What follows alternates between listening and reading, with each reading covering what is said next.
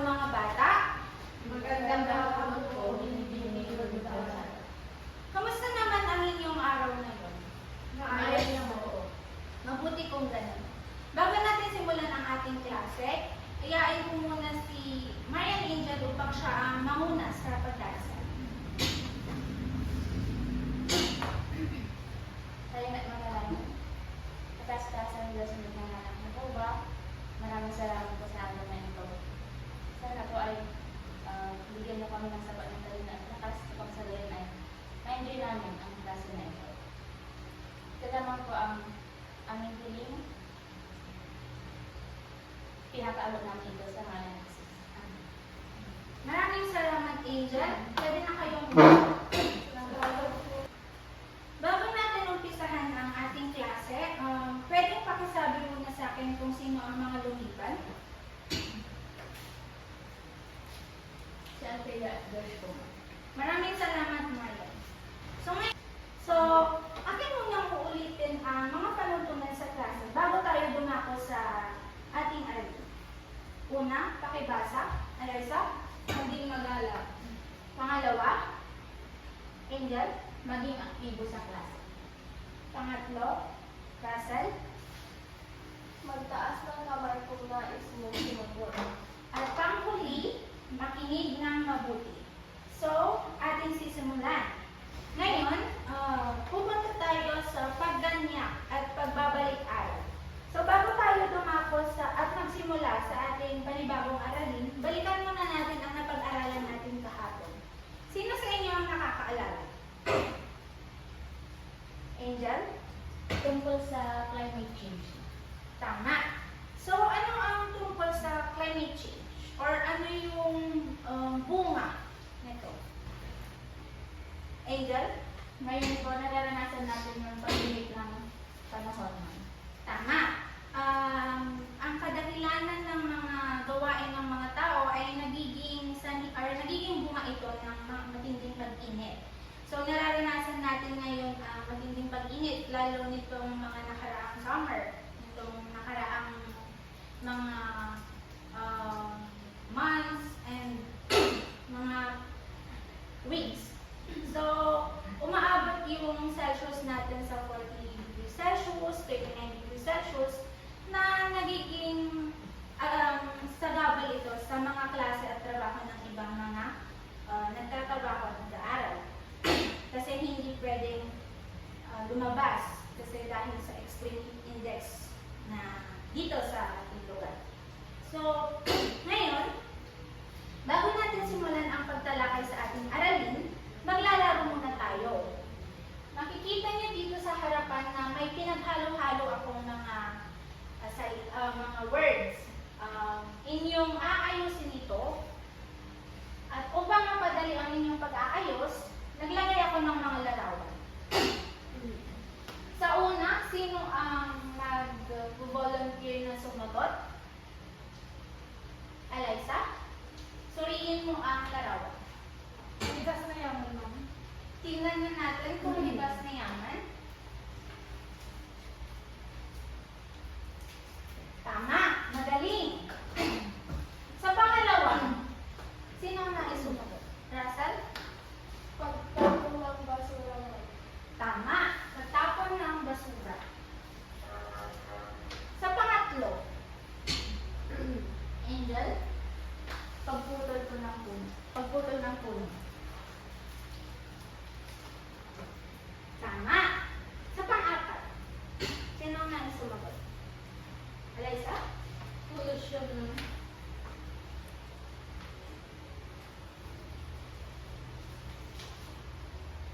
Tama. Sa pang-lima, Russell? deforestation, ma'am. Tama. So, ang lahat ng inyong mga sagot ay tama. At lahat ng mga ito ay may connect sa ating aralin ngayon. So, sa mga limang ito, ano kaya sa tingin nyo ang ating aralin? Or panibagong paksa? Natatalakay? Angel? May connection po sa ating kapaligiran. So, ating titignan kung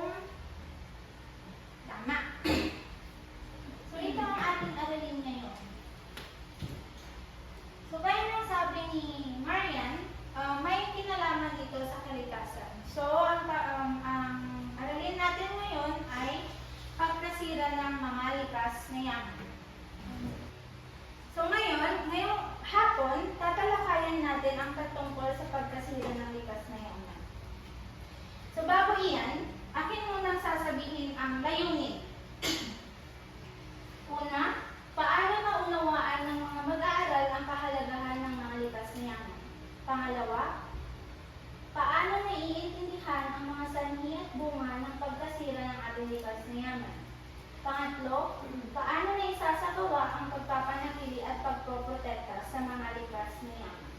So, tingnan natin ang iba't ibang mga uri ng mga likas na yaman sa Pilipinas. Maaari mo bang sabihin, Eliza, kung ano ang mga apat na ito? Pakibasa sa PowerPoint. Yamang lupa, yamang mineral, yamang tubig at yamang gubat. So, ating isa-isahin ngayon kung ano ang mga ito or kung ano ang mga yamang ito sa Pilipinas. So, una, pakibasa, Russell. Yamang lupa. Ito ang mga likas na yaman na inaani, karamihan dito ay kinakain at tinitinda. Ang mga halimbawa nito ay tubo, sibuyas, bigas at iba't ibang mga gulay. Thank you.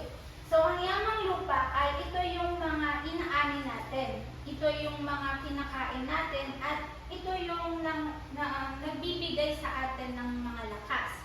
Ito yung for our everyday lives na sinasabi nila. So, kagaya ng sibuyas, bigas at iba't iba pang mga gulay. So, nakukuha natin ito sa mga lupa. Dumako naman tayo sa yamang tubig.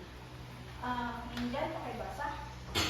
Ang mga pulo ng Pilipinas ay napapalibutan ng mga dagat at karagatan. Dahil dito, sagana sa iba't ibang yamang tubig ang bansa, gaya ng talaba, pusit, mga isda at plato. Salamat. Dito naman nanggagaling ang mga inuulam natin na mga bangus, mga tilapia at mga iba't iba pang mga uri ng isda. At dito din tayo kumukuha, sa yamang tubig din tayo kumukuha ng ating mga inumin. So doon nanggagaling yung mga inumin natin. Pangatlo, Eliza, pwedeng pakibasa? Ito ang mga nakukuha mula sa ilalim ng lupa o kaya ay natimina. Ilan sa mga halimbawa ay marmol, ginto, tanto, at copper. Thank you. Dito naman sa yamang mineral, ito yung mga nakukuha sa mga minimina ng mga tao. Ginagawa nila itong bracelet, necklace, at kung ano-ano pang iba't ibang accessories. Kaya, nagagamit din natin ito or napapakinabangan natin ito. Ang panghuli, ang yamang gubat, sino ang gustong bumasa? Angel? Ang ating mga kagubatan ay mayaman sa mga puno, halaman at iba't ibang mga hayop. Isa na dito ang sikat na Philippine Eagle na matatagpuan sa rehiyon ng Luzon, Samar, Leyte at Mindanao at ang treasure naman sa probinsya ng Bohol.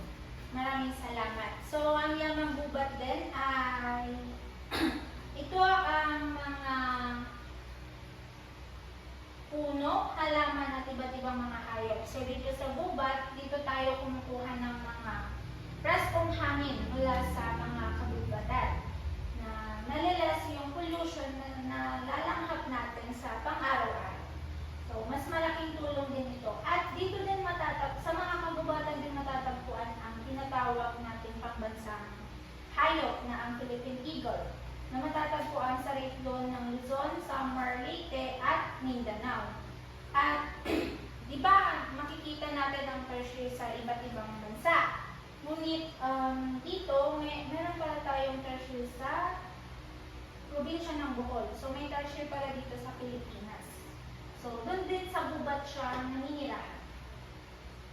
So ngayon, alamin natin kung ano ang likas na yaman. Sino ang magbabasa ng unang bullet? Russell? Ang mga likas na yaman, bagay na nakukuha natin mula sa ating kalikasan. Ito ay hindi gawa ng tao, ngunit gawa ng Panginoon. Maraming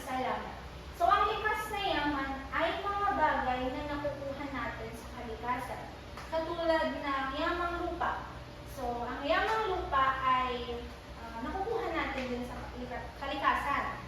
So, nandun din sa kalikasan. Maging ang yamang tubig, yamang mineral, at yamang kagubatan.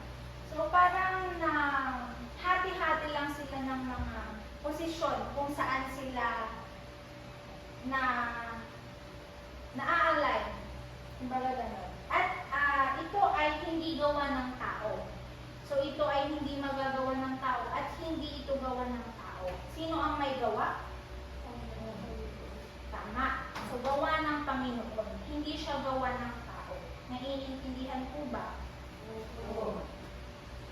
Okay. So, sa pangalawang bullet, sino ang magbabasa? Alyssa? Mga bagay na nagmula sa kalikasan tulad ng lupa, kagubatan, kabundukan, karagatan, mga ilog at lawak, maging ang mga deposito ng mineral.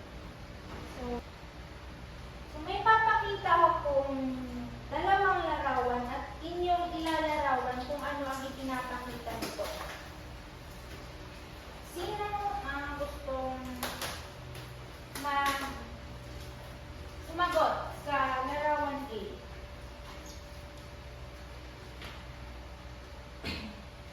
Alyssa? Pwede mo bang ilarawan ang larawan A?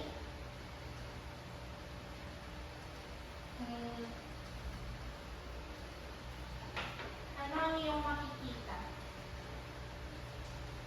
Magagandang tanawin, magagandang mga yamang lupa, yamang tubig, mineral. Nasa tingin mo? Ito ba'y magandang likas na yaman or hindi? Magandang likas na yaman. Tama. So makikita natin dito na maayos ang mga likas na yaman. Makikita natin dito na puno siya ng mga puno, hindi siya nasisira, at ang mga pananim ay masusustansya. So parang ang bilog na or ang likas na yaman na ito ay malusog or healthy. Tignan. Sa larawan B naman, paano nyo ito ilalarawan? Angel? Opposite po siya sa unang larawan. Ito po ay nagpapakita ng pagkasira ng likas na yaman. Mahusay. Maraming salamat. So dito makikita natin ang iba't ibang mga bunga ng pagkasira ng mga likas na yaman. Kagaya nito, pagtatapon ng mga tao sa tabing ilog, pagputol ng mga puno, pagsira ng mga mineral, pagsusunog, at pagmimina. So ang mapapansin niyo dito ay hindi siya healthy kung tignan. Tama ba? Okay. So, maraming salamat sa inyong sagot. So, ating napaghalintulad ang larawan A at larawan B. So, ngayon, may katanungan ako. Sa palagay ninyo, o sa palagay nyo, bakit nagkakaroon ng pagkasira sa ating mga likas na yaman? Russell? Pagtapon ng basura sa ilog. Very good. Mahusay. Sino ang may panagdagang sagot? Angel.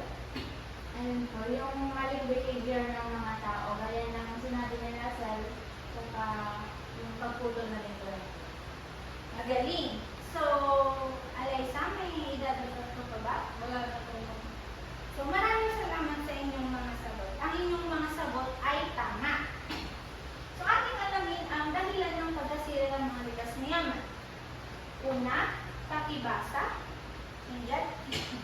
Sari-saring basura at langis ang lumulutang sa dagat. Nagdudulot ang basura ng polusyon sa ating mga katubigan. Maraming salamat. So, mga sari-saring basura at langis na tinatapon sa mga katubigan ay nagdudulot ito ng pollution or nagsisilbi itong ito yung mga dahilan kung bakit namamatay ang mga isda sa mga katubigan. Hindi na sila nagkakaroon ng malinis na tubig at dahil na rin sa langis na tinatapon ng mga tao. Sa pangalawang bullet, sino ang magbabasa? Alyssa? Pagkakaroon at pagpapatag sa mga bulol. Paghahawan ng pagpapatag. So, ang pagpapatag sa mga burol ay nagiging sanhi din, ay nagiging dahilan dahilan ng mga pagkasira ng mga likas na yaman. Dahil sa pagpatag ng mga burol, nawawala ang mga puno. Nawawala ang mga puno na siyang nagbibigay sa atin ng hangin or yung healthy na hangin, hindi pollution. So, nasisira rin ang mga burol. Gaya na ng aking sinabi, pinuputol ang mga puno dahil sa mga itinatayong pabahay at subdivision dito. So, kagaya sa camellia, dati siyang sinasaka or dati siyang tinataniman ng mga palay, mga corn. At dahil nga binili yung lupa, di ba malawak yung camellia? So doon, naging subdivision na siya. Kaya nawalan na nawalan na ng sasakain ang mga magsasaka. Isa pang halimbawa ay yung nasa arena. Yung arena ay pinatag siya. So, di ba dati bundok yun? Pinatag siya para pagtayuan ng arena. At hindi lang arena, pinagpatayuan din siya ng hotel na malalaki. Malaking gusali. At malawak na parking. So, dahil doon, nasira din ang bundok. Kaya, yun yung mga dahilan ng pagkasira ng mga likas na yaman. Pangalawang tanong, ano kaya sa tingin niyo ang sanhi at epekto ng pagkasira ng ating likas na yaman? Sa tingin niyo? Angel?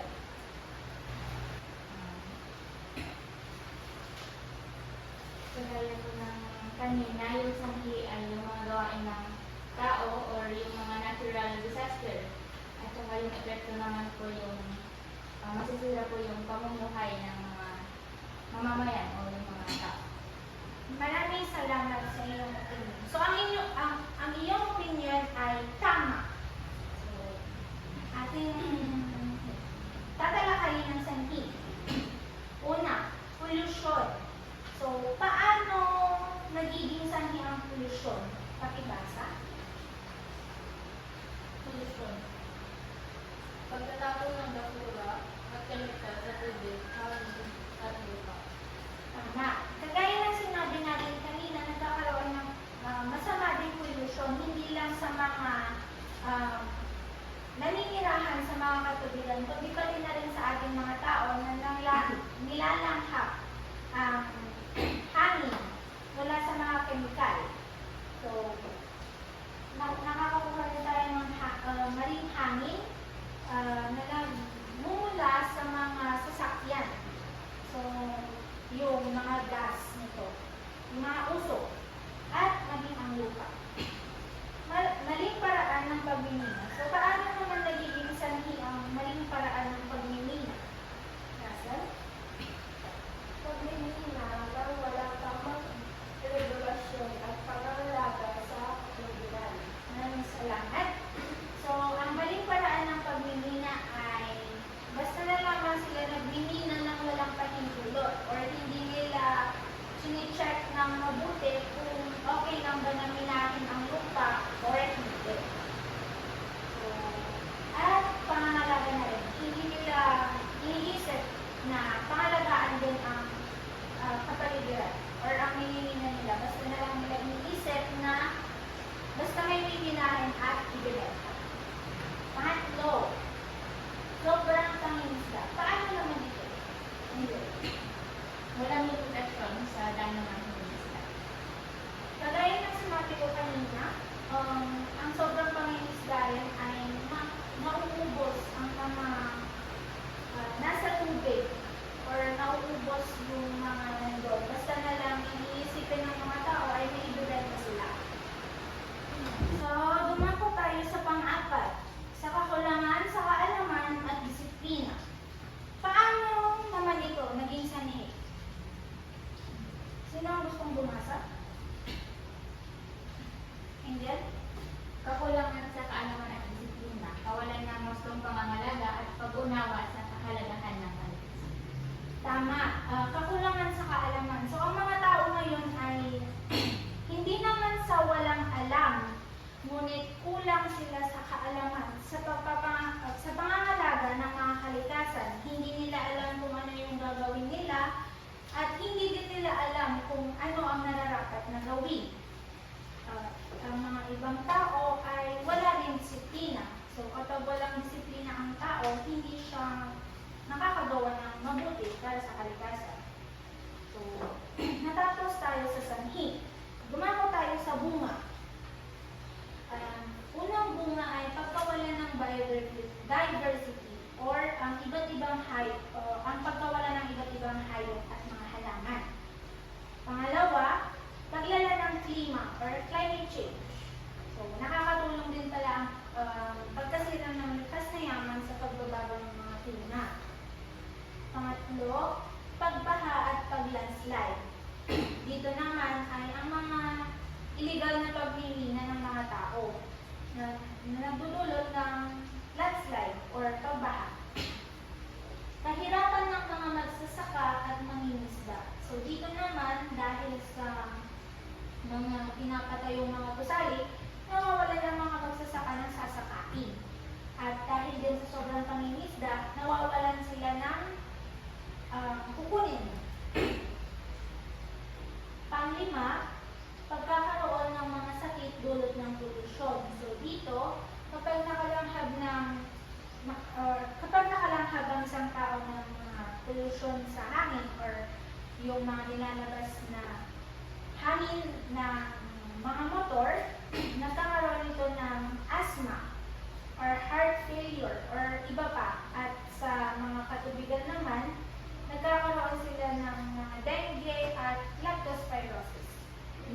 At sa panghuli, pagkaubos ng likas na yaman para sa susunod na henerasyon. So dahil sa mga sobra-sobra na paggamit natin sa mga likas na yaman, mawawalan na ang mga susunod na henerasyon or yung mga magiging anak ninyo sa hinaharap. Mawawalan sila ng mga likas na yaman at lahat ng mga bagay or mga pagkain ay kanila nang bibilhin kapag sila na ang nandito sa mundo. So, gumano tayo sa panlim lang na gawain. So, may hinanda ako ng gawain ninyo. Dito sa picture na to, sino sa inyo ang makapagbibigay ng sanhi at bunga? Pagtapon ng basura. Sino ang magbibigay ng epekto nito or bunga? Ang sanhi ay pagtapon ng mga basura sa mga dagat. So, ano ang maaaring epekto nito sa atin? Angel, magkakaroon po tayo ng sakit. Tama, magkakaroon tayo ng sakit. Maaapektuhan ang ating kalusugan. At maaari din tayong makakuha dito ng infeksyon mula sa mga daga na umiihi sa mga katubigan. So, maaari tayong makakuha ng leptospirosis.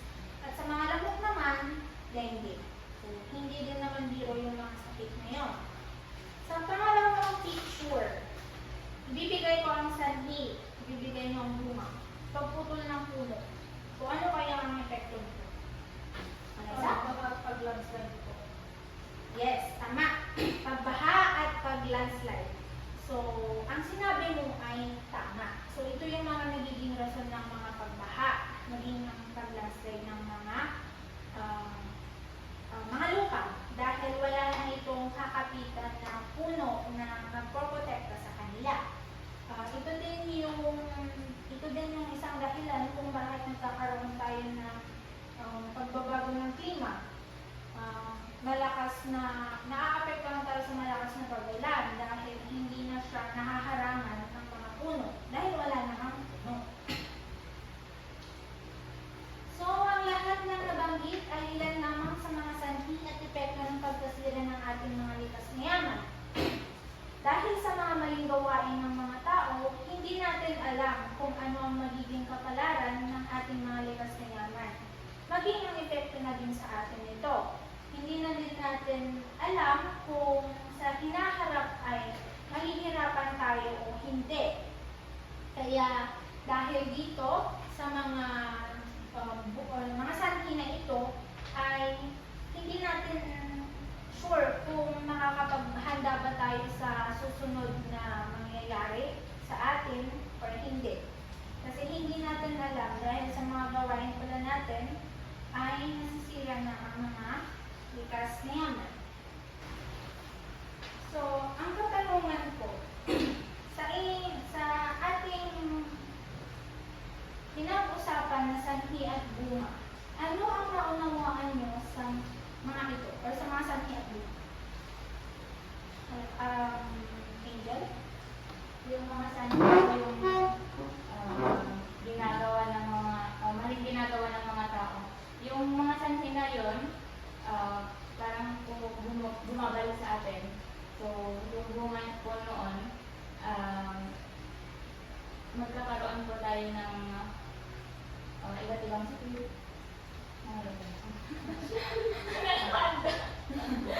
Mahusay, magaling. So, dito, gaya nga ng sabi ni Angel na ang mga ginagawa din ng mga tao ay bumabalik din sa atin bilang bunga. So, tayo din yung, kumbaga sa kasalanan, consequences. So, yun din. Tayo din yung nagsasuffer sa mga gawain natin. Or yung bunga, tayo din yung nakakaranas. Russell, may sagot ka ba? Anong naunawaan mo? Ano yung mga nakukuha mo? Nakakakuha tayo ng sakit na malala. Tama. So, nakakakuha din tayo dito ng mga sakit ng malala na nagdudulot din ng maagang pagkamatay ng mga tao. So, magaling. Talagang naiintindihan nyo at nakinig kayo sa klase. Ngayon, bilang isang mamamayan, paano mo napapangalagaan ang mga likas na yaman sa pamamagitan ng pagkakaisa at pagtulong sa buong lipunan?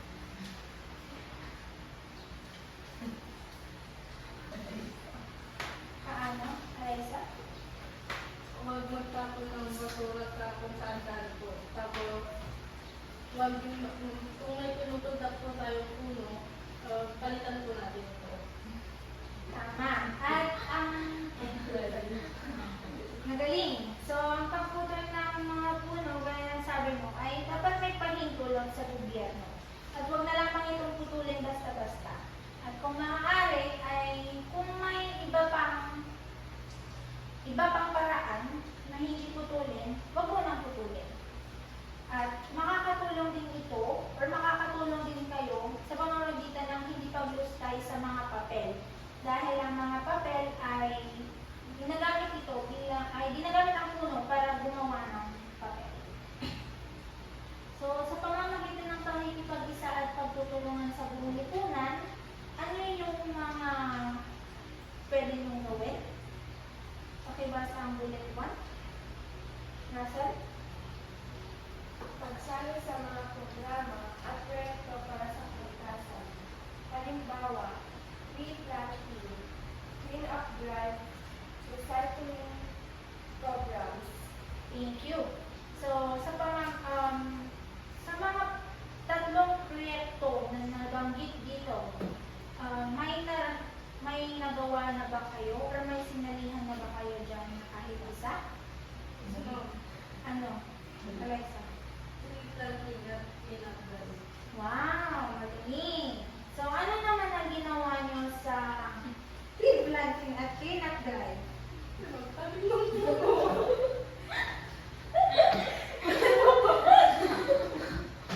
Tama naman!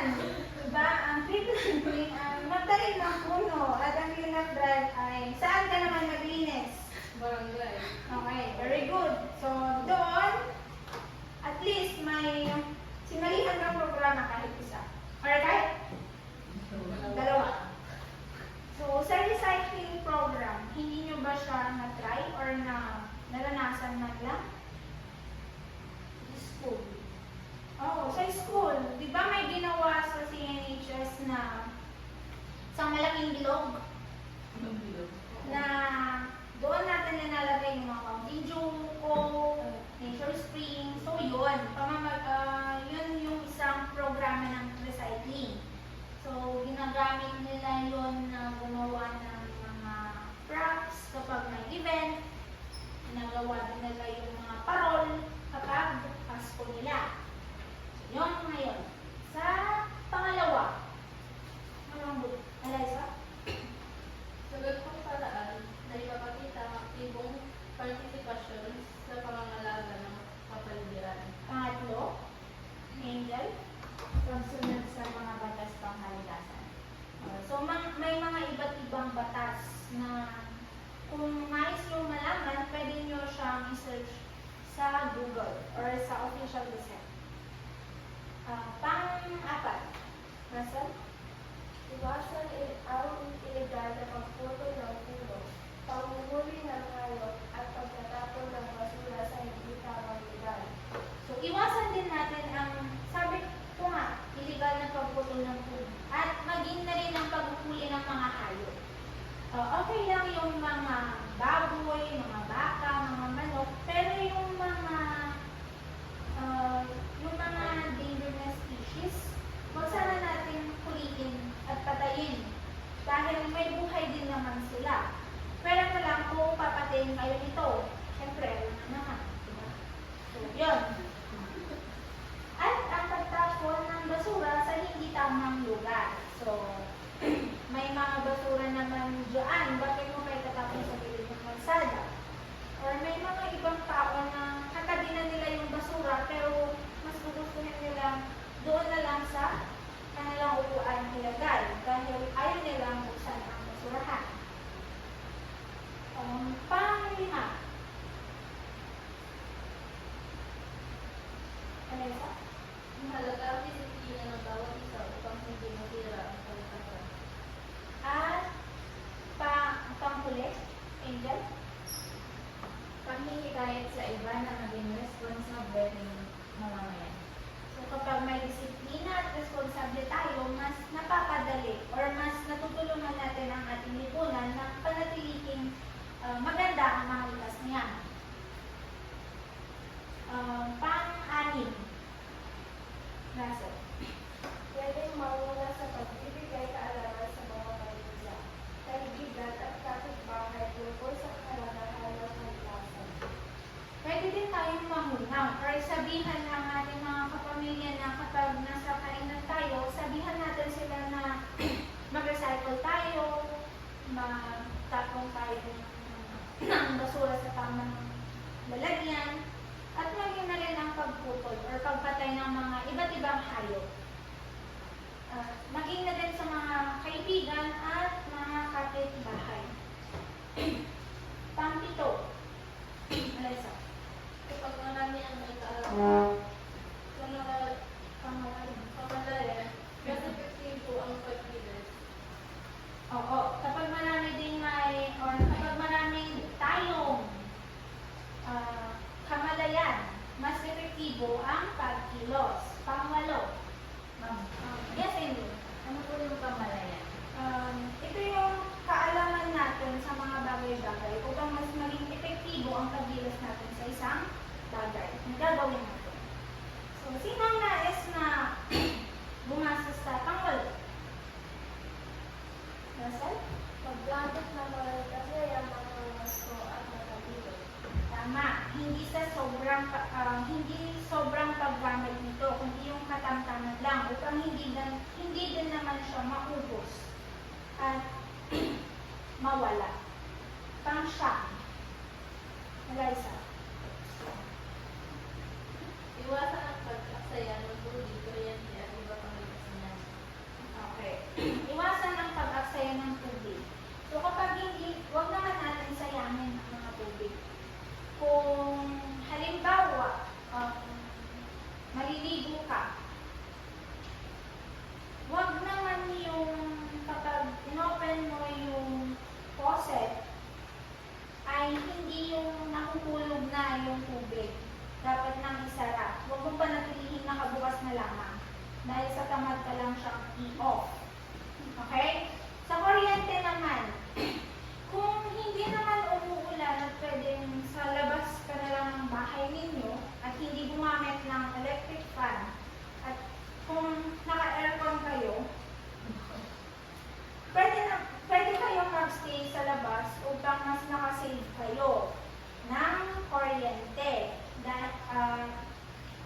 yun na lang yung ambag ninyo. Diba? Okay, so, hindi para magsaksak ka ng i-charge mo yung phone mo. Tapos, isasaksak mo pa yung electric fan. So, parang doble-doble siya kung tutuusin. At, ang iba pang mga likas na yan. So, pang-sampo.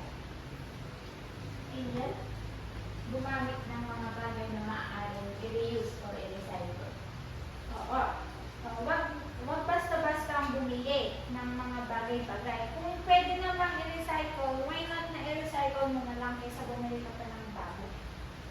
Pero kung hindi naman siya, or hindi naman na siya gumagana, pwede ka nang bumili ng bago. Basta, yung gamitin mo lang ay yung maaari pa naman i-reuse or i-recycle. Sa pang-11, Russell, pakibasa. Pagpipilahok sa mga lokal na desisyon ukol sa kapaligiran. Okay. So, pakikilahok sa mga lokal. So, ang pakikilahok natin sa mga namumuno sa ating mga barangay ukol sa kanilang desisyon sa kapaligiran. Maaari ding makisa sa mga, yun nga, sa mga barangay o lokal na pagpupulot na kagaya din sa 11. So, susunod sa last. Teresa? Sa ganitong paraan, may bawat ang mga mamamayan ng mga politiyan ipinapagawa natin. So, sa mga ganitong paraan, may boses tayo. Kung may alam tayo, sabihin natin upang makatulong tayo na pangalagaan ang mga likas na yaman. Naiintindihan po ba? Yes, Okay. So ngayon, may ipapakita ako sa inyo na larawan. At susubukan yung suriin kung paano ninyo ito masusolusyonan sa inyong sariling pananaw, sa inyong sariling opinion. Paano ito masusolusyonan? Pagtapon ng basura. Ano kaya ang gagawin natin sa mga basura? Eliza? Linisin. At itapon sa gamitin natin ang biodegradable, non-biodegradable, at recycle. So, para maiwasan na natin ang pagtapon sa mga ilog, tingnan ninyo ang larawan kung paano ang itsura kapag nagtapon tayo sa mga ilog. Sa tingin nyo, mabubuhay ba dyan ang mga yamang tubig? Tama. So, itapon natin sa tamang basurahan. Madali. Mareresolve natin ang problema sa basura sa ilog kung tuturuan ang mga tao. Patutupad ang mga batas, aayusin ang sistema ng pagtatapon ng basura, magtutulungan ang buong komunidad, at tutulungan ang mga nangangailangan upang hindi na sila mapilitang magtapon sa ilog. So, ang ginawa ng gobyerno ay ang pagkolekta once a week ng mga basura. Nang sa ganon ay hindi na siya makadagdag pa sa problema sa ekonomiya. So, dito ay every Friday, kinukuha nila ang mga basura.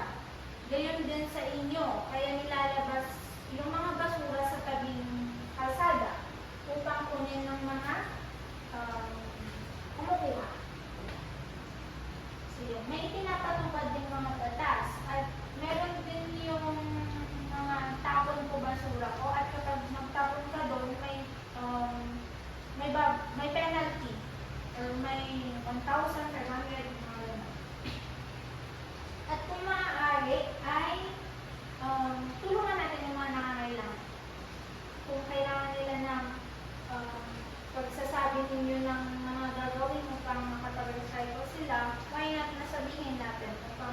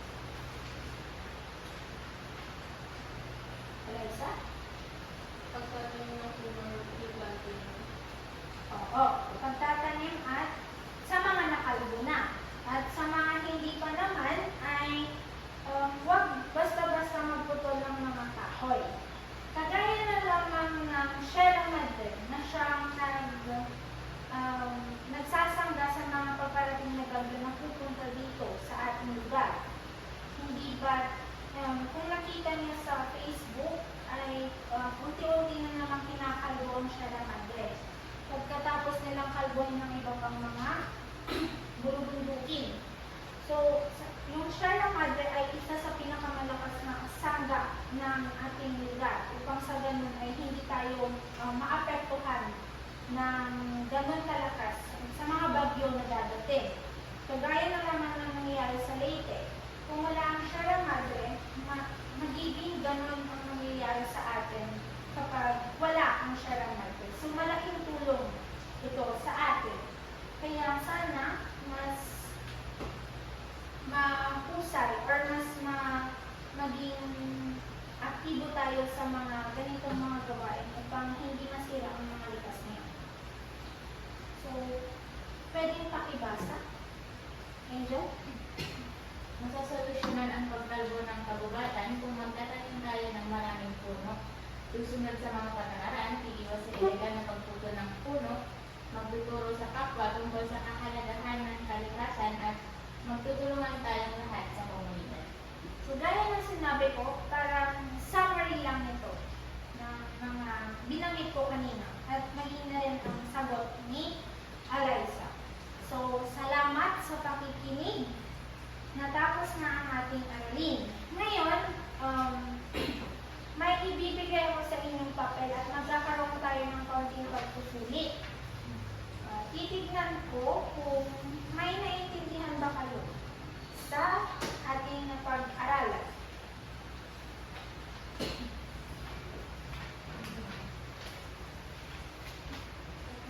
So, aking babasahin ang mga tanong at inyong sasagutan. Wait.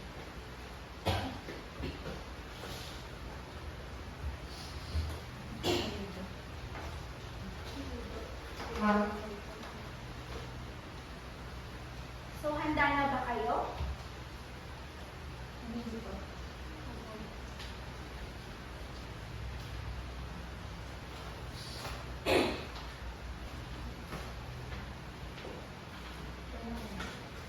Okay. So, sa laro ay aking babasahin ang panuto. Una, tukuyin kung tama o mali. Pangalawa, ilagay ang tamang sagot. At 3, maghanda. Handa na ba kayo? Yes, ma'am. Aking babasahin ng 2 beses. Pagtapon ng basura sa tabing ilog. Tama o mali? Pagtapon ng basura sa tabing ilog. Tama o mali?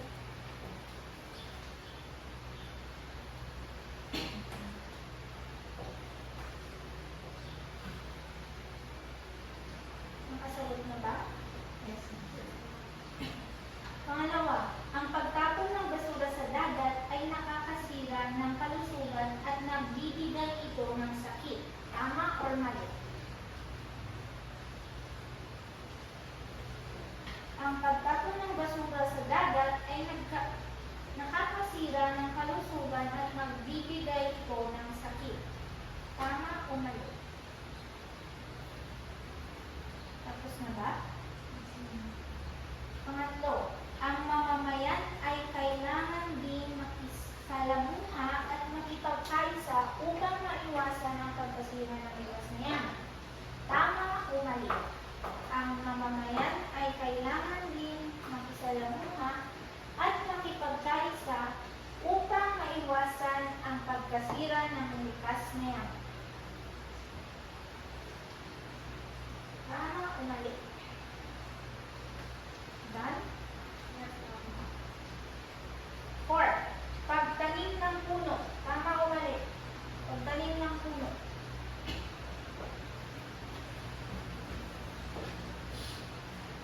Tapos na ba? Yes, ma'am. Number 5. Ang deforestation ay isa sa mga sanhi kung bakit nagkakaroon ng pagbuo ng lupa. Tama o mali? Ang deforestation ay isa sa mga sanhi kung bakit nagkakaroon ng pagbuo ng lupa. Tama o mali? Tapos na ba? Yes, ma'am. Pang-anim. Ang pagkasira ng likas na yaman ay isang malaking suliranin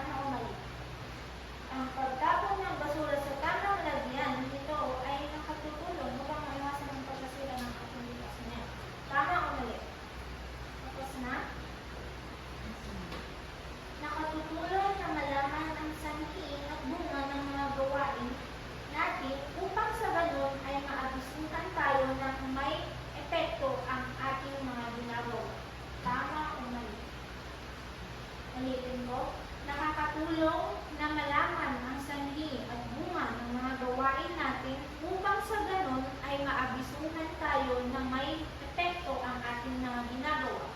Tama o mali?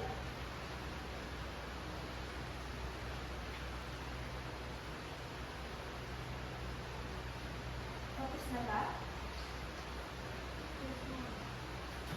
Ang siyam.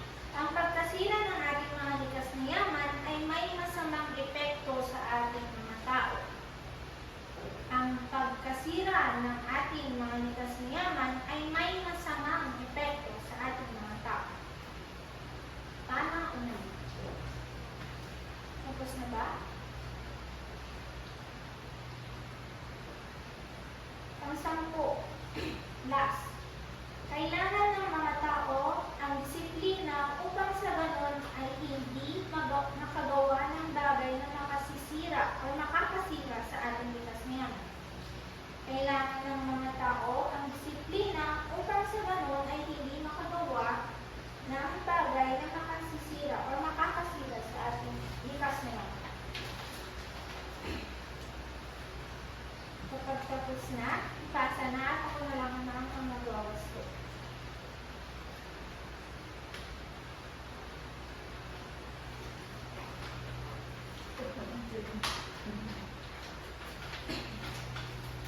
Bago natin tapusin ang